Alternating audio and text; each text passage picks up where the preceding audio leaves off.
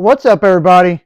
Got another review for you, and this time we're going to be talking about the movie Send Help. It is a new survival horror thriller film directed by Sam Raimi that honestly looks like it'd be a lot of fun. From the looks of it, the movie does seem to be inspired by the 1998 film 6 Days, 7 Nights, as it throws horror themes into the mix of things. I do love me some Sam Raimi movies because he knows how to do the horror genre great. With his signature style of filmmaking, I have no doubt in mind that this will be a fantastic movie. Is it? Well, let's talk about it. The movie story follows a woman and her overbearing boss who become stranded on a deserted island after a plane crash. They then must overcome past grievances and work together to survive, but ultimately it's a battle of wills and wits to make it out alive. Sam Raimi, you wonderful genius, you did it again. I guess you could say that this movie was groovy. I had so much fun with this movie. I was actually surprised that this was a January release. It was so much better than I initially thought it would be. It has everything that you would want out of a Sam Raimi film, and then some.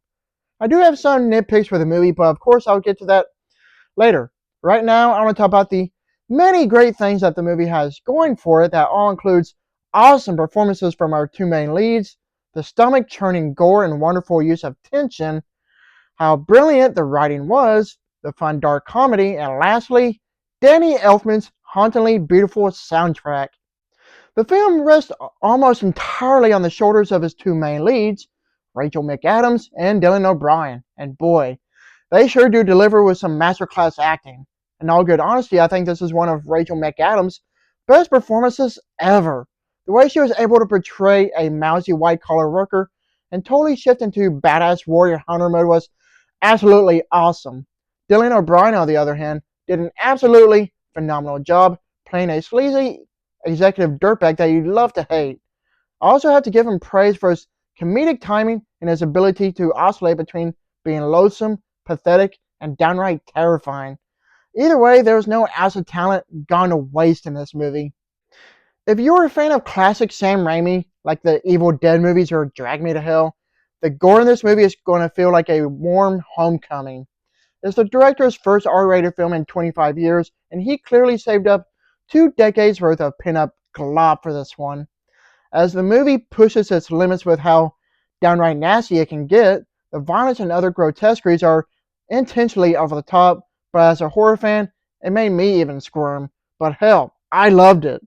Gross stuff aside, the movie does provide some great use of tension between our two main leads, which gives the movie a great deal of thrilling moments that will keep you on the edge of your seat. In true Sam Raimi fashion, the movie knows not to take itself serious, and that's another thing that really helps out in the movie's favor. While it does veer down camp territory, there is surprisingly a lot of laughs to be had with this movie. I didn't expect this movie to be as funny as it was, but it really worked out very well. There's a lot of dark tongue-in-cheek humor that will keep you laughing if you're not being grossed out by everything else. With Raimi's classic style of blending horror and comedy, he did another successful job with this movie. Maybe cheesy, but still, it's a lot of fun. As far as the writing goes, I thought it was brilliant, simply put. The best part of it would definitely have to be the shifting power dynamic between both characters once they get to the island. The toxic workplace boss becomes the pathetic, helpless sap, and the exploited employee becomes the one in charge. I just thought it was neat how it was all handled. I did think it was a bit silly to use the main lead's obsession with the reality show Survivor as she uses it to her advantage as a survival guide, allowing her to outmaneuver her boss. It may have matched the tone that the movie was going for, but to me it was just weird. I will say that I did very much enjoy the big plot twist at the end. It was nothing absolutely groundbreaking, but it does make you rethink everything after the fact.